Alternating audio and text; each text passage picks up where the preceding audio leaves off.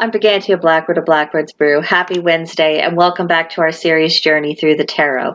This week we're looking at the Four of Wands. This particular Four of Wands comes from the Housewives Tarot deck by Paul Keppel and Jude Buffum.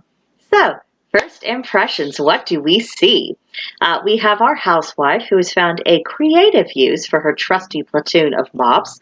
Together with the mops and the tarp, she has fashioned herself this nice hammock, and she's holding what looks like a pretty yummy cocktail. And in her other hand, you see she's got a good book at the ready. So who knows what's in that book, but she is getting ready to just chillax. And sometimes it's just time for that time to just let go, realize that life is a balance of work and play, and at the moment with the Four of Wands, that balance is definitely weighted into the direction of play.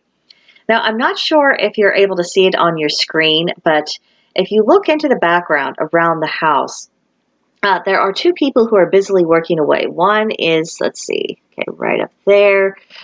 He's working on the roof to something, and then over, let's see, that way, we've got another one doing something with the roof. And then if you go back to kind of in front of where the chimney is on the ground, you see two other people, and they're just looking up at our housewife, probably wondering what she's up to, and does she ever intend to come back? Now, this brings us to our booklet. It gave us a couple of key words for us to keep in mind: reward, tranquility, and relaxation. And I would say that this image fully embodies all of those ideas. The description reads, "Take a load off and enjoy a well-deserved Shirley Temple. The Four of Wands is a card of rest and relaxation.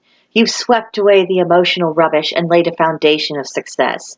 It's time to enjoy the tranquility of that success and get an afternoon nap. Treat yourself to the drink. Rest up for the challenges ahead." And I would say that beautifully sums up the mood of this artwork.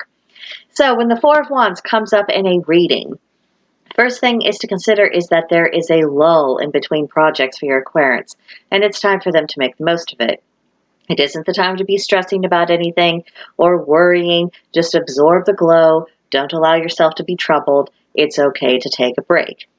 The second possibility to think about is that your Aquarian has reached a benchmark in their spiritual development. They may have taken those skeletons out of the closet, danced with them, and then sent those skeletons on their merry way, or have finally put them to rest in the ground for good. It's time for your Aquarian to pat themselves on the back because they have accomplished no small tasks. So that's something to keep in mind for sure. And the third possibility is that it's time to enjoy the quiet while it lasts.